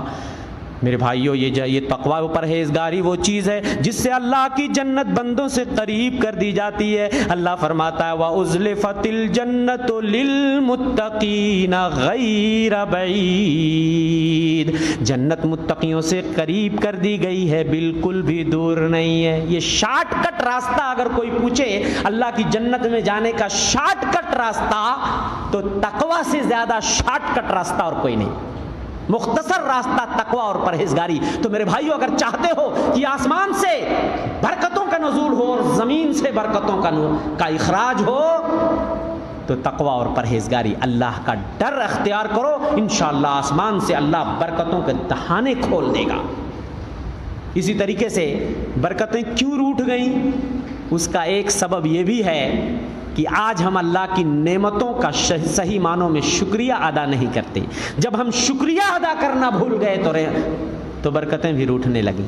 اور جب آدمی شکریہ ادا کرتا ہے، اللہ کی کیسی کیسی نعمتیں ہم روز شب و روز استعمال کرتے ہیں، اور ہم شکریہ اگر ادا نہیں کرتے ہیں تو میرے بھائی شکریہ کے نتیجے میں برکتیں روٹھ جایا کرتی ہیں۔ لَإِن شَكَرْتُمْ لَأَزِيدَنَّكُمْ، اور اللہ فرماتا ہے اگر تم میری نعمتوں کا شکریہ ادا کرو گے میں تمہیں اور دوں گا، اور دوں گا۔ برکتوں کا نزول کروں گا. وَلَئِن كَفَرْتُمْ إِنَّ عَذَابِي لَشَدِيدٌ، اور اگر تم نے انکار کیا، ناشکری کی، تو سمجھ لو کہ میرا عذاب بہت سخت ہے. جن قوموں کو، جن لوگوں کو یہ نسخہ مل گیا، برکتوں کے دہانے اللہ نے کھول دیے، اور جن قوموں نے ناشکری کی اللہ نے ان سے نعمتیں چھین لی. آپ قوم سبا کو دیکھ لیجئے، اتنی برکتیں، اتنی نعمتیں اللہ نے انہیں عطا کی تھی. اللہ اکبر. راستے کے دونوں کنارے پھلوں کے باغات لہلہاتے تھے. مفسرین نے لکھا ہے ایک عورت اپنے سر پہ ٹوکری رکھ کے باغ میں خالی چلی جاتی تھی، توڑتی نہیں تھی، اس کا ٹوکرا پھلوں سے بھر جاتا تھا. اتنے پکے ہوئے پھل ٹپک ٹپک کے گرتے تھے کہ پھلوں کو توڑنے کی ضرورت نہیں پڑتی تھی، ایسے ہی ٹوکرے بھر جایا کرتے تھے. مسافروں کو کھانا تلاشنے کی ضرورت نہیں پڑتی تھی، راستے چل رہے ہیں، دونوں طرف ہرے بھرے پھلوں کے باغات، جدھر سے چاہو ادھر سے بھی توڑ لو، ادھر سے چاہو تو ادھر توڑ لو. لیکن اللہ کی نعمت کی انہوں نے ناشکری کی. قرآن نے اس کا نقشہ کھینچا ہے. تو حشر کیا ہوا ذرا دیکھیے. لقد کان لسبع فی مسکنہم آیہ، قوم سبا کی بستی میں تمہارے لیے نشانی ہے. جنتان عن یمین و شمال، دائیں بائیں دو دو باغات ہوا کرتے تھے. کلوا من رزق ربکم واشکروا لہ، وہ لوگوں کھاؤ اپنے رب کی دی ہوئی روزی، لیکن اس کا شکریہ نہ بولو. کھاؤ بھی اور شکریہ ادا کرو. بلدۃ طیبۃ ورب غفور، یہ پاکیزہ شہر ہے اور تمہارا رب بہت بخشنے والا ہے. فَأَعْرَضُوا فَأَرْسَلْنَا عَلَيْهِمْ سَيْلَ الْعَرِمِ، لوگوں نے اعراض کیا، سرکشی کی، ناشکری کی. فَأَرْسَلْنَا عَلَيْهِمْ سَيْلَ الْعَرِمِ، ہم نے ان کے اوپر بھیانک سیلاب بھیج دیا. وَبَدَّلْنَاهُمْ بِجَنَّتَيْهِمْ جَنَّتَيْنِ ذَوَاتَيْ أُكُلٍ خَمْطٍ وَأَثْلٍ وَشَيْءٍ مِّن سِدْرٍ قَلِيلٍ، ان کے دو ہرے بھرے باغات کی جگہ پہ ہم نے جھاؤ اور بیری کے کانٹے دار باغات اگا دیے. کڑوے پھلوں کے، میٹھے پھلوں کے بدلے کڑوے پھل، جھاؤ بیری کے درخت اگا دے. لو، جب میٹھے پھل ہم نے دیے تھے تو شکریہ نہیں ادا کیے، اب یہ بیری کے کانٹے دار درخت، جھاؤ اور یہ کڑوے پھلوں کے درخت اللہ نے اس کی جگہ پہ اگا دیا. کیوں؟ ذالک جزیناہم بما کفروا، یہ بدلہ ہم نے ان کی ناشکری کے عوض دیا تھا. وہل نجازی الا الکفور، اور ناشکروں کو ہم ایسا ہی بدلہ دیا کرتے ہیں جو میری نعمتوں کی ناشکری کرتے. اس کے برخلاف حضرت سلیمان اور داؤد کو دیکھیے. اللہ اکبر، وقت کے بادشاہ بھی تھے، نبی بھی تھے، اور اتنی نعمتیں اللہ نے، اتنی سلطنت، اتنی طاقت، اتنی قوت عطا کی تھی. حضرت داؤد کے لیے اللہ نے لوہے کو نرم بنا دیا تھا. لوہے کو اپنے ہاتھ سے جدھر چاہتے تھے پکڑ کے موڑ دیتے تھے. لوہے سے زرہیں اور ہتھیار بنایا کرتے تھے، کڑاہے اور برتن بنایا کرتے اپنے ہاتھ. ان کا ہاتھ ہی کوئی فیکٹری تھی، ہاتھ سے ہی جدھر چاہتے موڑ کے اس کو ڈال دیا کرتے. اللہ اکبر. پرندوں کی بولیاں سمجھا کرتے تھے. اتنی بہترین اور خوش الہان آواز میں اللہ کی پاکی بیان کرتے تھے. حضرت داؤد علیہ السلام جب اللہ کی پاکی بیان کیا کرتے تھے، فضا میں اڑتے ہوئے پرندے رک جایا کرتے تھے. ان کی آواز میں آواز ملا کر اللہ کی حمد و ثنا کا زمزمہ، پرندے بھی، پہاڑ بھی ان کی آواز میں آواز ملا کے اللہ کی پاکی بیان کیا کرتے. اتنی خوبصورت آواز اللہ نے حضرت داؤد کو عطا کی. اس کو لہن داؤدی کہا جاتا ہے. اور ان کے بیٹے سلیمان، اللہ اکبر، سلیمان کو اللہ نے داؤد کا وارث بنایا. حضرت سلیمان کی حکومت جنات پر بھی تھی، ہواؤں پر بھی تھی، پرندوں پر بھی تھی، انسانوں پر بھی تھی. اور پرندوں کی بولیاں کیڑے مکوڑوں کی بولیاں سمجھا کرتے تھے. ایک بار اپنا لشکر لے کے جب نکلتے ہیں، چونٹیوں کی بستی کے پاس سے گزر ہوتا ہے. قرآن نے اس کا نقشہ کھینچا ہے. حتی اذا اتوا علی واد النمل قالت نملۃ یا ایھا النمل ادخلوا مساکنکم، جب چونٹیوں کی وادی میں پہنچتے ہیں، ایک چونٹی کہتی ہے اے میری ساتھیوں اپنے بلوں اور سوراخوں میں گھس جاؤ. لا یحطمنکم سلیمان وجنودہ وہم لا یشعرون، کہیں تمہیں سلیمان اور ان کے لشکر کے لوگ اپنے پیروں سے روند نہ دیں. ارے ہم تو حقیر چونٹی ہیں, نظر بھی نہیں آتے. اگر وہ روند دیں گے تو ان کا کوئی جرم نہیں ہوگا. وَهُمْ لَا يَشْعُرُونَ, انہیں پتہ بھی نہیں چلے گا. حضرت سلیمان اس بولی کو سمجھ گئے, اس چونٹی کی بولی کو. اللہ اکبر. فَتَبَسَّمَ ضَاحِكًا مِّن قَوْلِهَا, اس کی بات سن کے حضرت سلیمان مسکرانے لگے اور اللہ سے دعا کرنے لگے. وقال ربی اوزعنی ان اشکر نعمتک التی انعمت علی وعلی والدی, اے میرے پروردگار مجھے توفیق دے دے جو تو نے میرے اوپر نعمتیں نچھاور کی ہیں, میرے ماں باپ پہ جو نعمتیں نچھاور کی ہیں, مولا میں صحیح معنوں میں اس کا شکریہ ادا کرنے والا مجھے بنا دے, مجھے شکریہ کی توفیق عنایت فرما دے. اس کو کہتے ہیں شکریہ. تو شکریہ کے نتیجے میں میرے بھائی برکتوں کا نزول ہوتا ہے اور نعمتوں کو دوام حاصل ہوتا ہے. جو لوگ شکریہ ادا نہیں کرتے جلد ہی ان سے نعمتیں چھن جاتی ہیں. برکتوں کے روٹھنے کا ایک سبب ہے گناہ اور معصیت کے کام. آدمی اللہ کی نافرمانی کرتا ہے. اللہ کے رسول فرماتے ہیں ان الرجل لیحرم الرزق بالذنب یصیبہ, ایک روزی آنے والی تھی, آدمی نے اللہ کی نافرمانی کی تو روزی چلی گئی. روزی ملنے والی تھی لیکن جب بندے نے اللہ کی نافرمانی کی تو آدمی نافرمانی کے نتیجے میں روزی سے محروم کر دیا جاتا ہے. علامہ ابن القیم الجوزیہ رحمۃ اللہ علیہ فرماتے ہیں اللہ کی معصیت اور نافرمانی کے نتیجے میں انسان رزق سے, علم سے, عمل سے, اطاعت سے اور دین و دنیا کی نہ جانے کتنی برکتوں سے اپنے آپ کو محروم کر لیتا ہے. آدمی سب سے زیادہ قلیل البرکہ وہ ہوتا ہے جو جتنا زیادہ اللہ کا نافرمان ہوتا ہے. دین دنیا میں سب سے کم برکت والا وہی ہوتا ہے جو اللہ کا سب سے زیادہ نافرمان ہوتا ہے, اور سب سے زیادہ برکتیں اس پہ اترتی ہیں جو اللہ کا فرما بردار بندہ ہوتا ہے. تو اس لیے میرے بھائی گناہوں سے ہمیں دامن بچانا پڑے گا, تب برکتوں کا نزول ہوگا. اسی طریقے سے برکتیں کیوں روٹھ گئیں, ایک سبب یہ بھی ہے. آج ہمارے معاشرے میں, منڈی میں, بازار میں, ہر جگہ آپ دیکھ لیں دھوکہ دھڑی, بےایمانی, چوری چکاری, اس کے نتیجے میں برکتیں روٹھ جاتی ہیں. جب خرید و فروخت کرنے والے جب سچائی سے کام لیتے ہیں تب برکت ہوتی ہے. اللہ کے رسول فرماتے ہیں البیعان بالخیار ما لم یتفرقا, بائع اور مشتری, خریدنے اور بیچنے والے کو جب تک جدا نہیں ہو جاتے اختیار ہوتا ہے, چاہے تو سودا واپس کر دے اور چاہے تو لے لے. جب تک وہ وہاں مجلس میں موجود ہے وہ اپنا سودا کینسل کر سکتا ہے.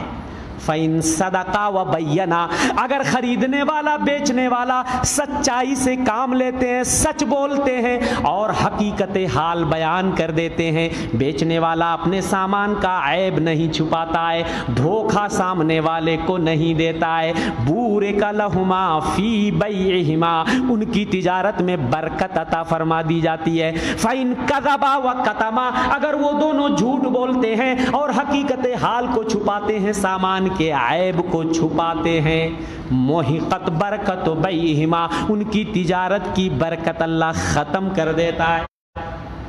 اسی طریقے سے بہت سارے لوگ آپ دیکھیں سامان کا عیب تو چھپاتے ہیں, جھوٹی قسمیں کھا کھا کے سامان بیچتے ہیں. میری ایسی کی تیسی, میرے ماں باپ کی, نعوذ باللہ اپنے ماں باپ کو بھی گالیاں دے دے کے لوگ سامان بیچتے ہیں. ہم اتنے میں خرید کے لائے, ہم اتنے میں خرید کے لائے, کیا ضرورت ہے؟ اب ٹھیک ہے نفع لے کے بیچ رہے ہو لیکن آپ کو جھوٹی قسمیں کھانے کی کیا ضرورت ہے؟ اللہ کے رسول فرماتے ہیں الحلف منفقۃ للسلعہ, جھوٹی قسم کھانے سے سامان تو بک جاتا ہے, ممحقۃ للبرکہ, لیکن برکت ختم ہو جاتی ہے. تجوری تو بھر جاتی ہے لیکن برکت ختم ہو جاتی ہے. جھوٹی قسم کھا کر کے جب بندہ سامان بیچتا ہے تو تجوری بھلے بظاہر بھر جائے لیکن برکت ختم ہو جاتی ہے. تو میرے بھائی چوری چکاری اور مکاری دغا بازی سے برکتیں ختم ہو جاتی ہیں. عدل و انصاف اور سچائی کا جب اس زمین پر غلبہ ہوگا تب برکتوں کا نزول ہوگا. ابھی میں نے عمر بن عبدالعزیز خلیفہ کا ذکر کیا. بنو امیہ کے زمانے میں جب عدل و انصاف کا غلبہ ہوا حضرت عمر بن عبدالعزیز کے زمانے میں مسند احمد کی روایت ہے کہ بنو امیہ کے خزانے میں ایک تھیلی ملی، ایک بوری، اس بوری میں گیہوں کے دانے تھے. کس زمانے کے؟ بنو امیہ کے. اس پہ لکھا ہوا تھا اس تھیلی پہ ھذا کان ینبت زمن العدل، عدل و انصاف کے زمانے میں یہ گیہوں کے دانے کھجور کی گٹھلی کے برابر گیہوں کے دانے پیدا ہوتے تھے. بنو امیہ کے زمانے میں، عمر بن عبدالعزیز کے زمانے میں جب عدل و انصاف تھا تو گیہوں کے دانے کتنے بڑے بڑے ہوتے تھے؟ کھجور کی گٹھلی کے برابر. اور ایک زمانہ آئے گا حضرت عیسیٰ جب اس زمین پر آئیں گے، حضرت عیسیٰ جو ابھی آسمان میں ہیں، خنزیر کو قتل کریں گے، صلیب کو توڑ دیں گے اور ظلم و زیادتی کا خاتمہ کر دیں گے، پوری زمین کو عدل و انصاف سے بھر دیں گے. پوری زمین اس طرح برکت زمین سے ابلنے لگے گی، کھیتی باڑی اتنی زیادہ سکسیس ہو جائے گی، ایک ایک بکری اتنا دودھ دینے لگے گی کہ پوری فیملی، پورا خاندان مل کے پیے گا تو ایک اونٹنی اور ایک بکری کا دودھ ختم نہیں کر پائے گا. ایک ایک انار کا دانہ اتنا بڑا بڑا ہوگا کہ آدمی اس کے نیچے سایہ حاصل کرے گا. انار کا دانہ کتنا بڑا ہوگا؟ گگری اور مٹکے سے بھی بڑا ہوگا، جس کے نیچے آدمی بیٹھ کر سایہ حاصل ہے. کیوں اتنا بڑا ہوگا؟ اس لیے کہ عدل و انصاف کا غلبہ، کوئی چوری چماری عیاری مکاری دغا بازی نہیں ہوگی. آج لوگ دولت کے لیے کس طرح ایمان بیچ بیچ کے دوسروں کا مال، جھوٹی قسمیں کھا کھا کے کتنے لوگ دوسروں کا مال غصب کرتے ہیں. میرے بھائی، اللہ کے رسول فرماتے ہیں من اخذ مالا بحقہ، جس نے حق و انصاف کے ساتھ مال کو حاصل کیا، حق کے ساتھ اگر کسی نے مال کو لیا جو حق ہے لینے کا، یبارک لہو فی، اس مال میں برکت دے دی جاتی ہے. ومن اخذ مالا بغیر حقہ، ناحق اگر کوئی مال کسی کا لیتا ہے، فمثلہ کمثل الذی یاکل ولا یشبع، اس کی مثال ایسے ہے جیسے یہ جھوٹی قسم. تو میرے بھائی، آج ایک ایک بالشت زمین کے لیے لوگ دیکھو دین ایمان عقیدہ بیچ دیتے ہیں. آج گاؤں دیہات میں تو برا حال ہے، نالی نابدان دیکھو، لوگ جو ہے نا کتنی زمین حاصل کر لے گا میڑھ کاٹنے والا، یا نالی نابدان پاٹ کر کے اگر اس کو اپنی زمین میں شامل کر لیا، کتنا بڑا زمیندار ہو جائے گا ذرا بتائیے. اور اگر کسی دوسرے کا حق مار لیا ایک بالشت زمین، تو اللہ کے رسول فرماتے ہیں جس نے کسی کی ایک بالشت زمین دنیا میں غصب کر لیا، قیامت کے دن 7 زمینوں کا طوق اور ہار بنا کے گلے میں پہنایا جائے گا. تو میرے بھائی، یہ جو آج برکتیں روٹھ گئی ہیں، یہی دھوکہ دھڑی، چوری چماری چکاری، جھوٹی قسمیں کھا کے سامان کے عیب کو چھپا چھپا کر کے آدمی بیچتا. آج چھوٹے چھوٹے بزنس مین سے لے کر بڑے بڑے بزنس، آج یہیں چلے جاؤ، ایک ٹھیلا والا سیب سنترا انار کچھ بھی بیچتا ہے، وہ دن بھر کیا کرتا، جو داغ والا ہے نا اس کو چھپاتا رہے، اس کو نیچے کرتا رہے، اور جو اچھا والا حصہ اس کو اوپر کرتا ہے. بڑی بڑی داڑھی والے بھی آپ دیکھیں گے، ٹوپی والے بھی دیکھیں گے، کوئی ایسا نہیں ہے جو داغی حصے کو اوپر رکھے. بھئی جو بھی عیب ہے وہ اوپن ہونا چاہیے. بھئی میرے سامان میں یہ عیب ہے، جس کو لینا ہوگا لے گا، نہیں لینا ہے نہیں. اس طرح تجارت کرو گے، اپنے سامان میں اگر عیب ہے تو آپ بتا دو، انشاءاللہ تجارت میں اللہ برکت دے گا، مال و دولت میں انشاءاللہ اللہ برکت دے گا. تھوڑا دے گا تو اس میں اللہ زیادہ کر دے گا، اس کو برکت عطا فرما دے گا. تو یہ سب چند اسباب میں نے بتائے ہیں. یہ موضوع بڑا لمبا چوڑا ہے اور وقت زیادہ ہو گیا کہ برکتیں کیوں روٹھ گئیں. یہ سب اسباب ہیں. تو قرآن سے میرے بھائیو اپنا تعلق جوڑیے، قرآن کی تلاوت کو اپنا معمول بنا لیجئے اور قرآن کے مطابق زندگی گزارنا اپنا معمول بنا لیجئے. 1 صفحہ 2 صفحہ ہی پڑھیے، لیکن روزانہ قرآن مجید کی تلاوت کیجئے اور کوشش کیجئے کہ اس کو سمجھ کر پڑھیے. اسی طریقے سے گناہوں سے دامن کو بچانے کی کوشش کیجئے، تقوی پرہیزگاری اختیار کیجئے، سچ بولیے، سچائی کی تعلیم دیجئے، سچائی کے ساتھ، امانت داری کے ساتھ. ابھی آپ نے سنا صداقت اور امانت کے اوپر سچائی اور امانت داری کے ساتھ آپ بزنس کیجئے، تجارت کیجئے، یقیناً تجارت میں برکت ہے۔ نبیوں نے بھی تجارت کی، ہمارے نبی بھی تجارت کیے ہیں، اور تجارت میں یقیناً جو ہمارے بھائی، ہم تو تاجر پیشہ نہیں ہیں لیکن ہمارے بھائی گواہ ہیں جو آج یو پی سے، بہار سے، کہاں کہاں سے تشریف لائے ہیں۔ بتائیے ان کے باپ دادا نے کوئی پراپرٹی اس بمبئی میں کوئی بنا کے گیا تھا؟ جلدی آئے لوگ، پتھر توڑے، بھنگار کا دھندا شروع کیے، کچھ بھی کیے۔ آج تانے دیتے ہیں بھیا لوگوں کو کہ بھیا لوگ خالی جھولا لے کے آتا ہے تو گونی بھر بھر کے لے جاتا ہے۔ ارے گونی بھر کے بھیا نہیں لے جائے گا تو تو لے کے جائے گا؟ تو پی کر کے ٹن رہتا ہے، پڑا رہتا ہے، اور بھیا دن بھر بھنگار صاف کرتا ہے، محنت کرتا ہے، پتھر توڑتا ہے۔ الحمدللہ تجارت جب بھیا لوگوں نے شروع کیا اسی بمبئی میں، آج انہیں قدم جمانے کا موقع ملا۔ آج سرکاری نوکریوں میں کتنے فیصد حصے ہیں ہم مسلمانوں کے یا بھیا لوگوں؟ بتائیے آپ۔ آج جو کچھ بھی آپ ہیں اسی تجارت کے بل بوتے پر ہیں۔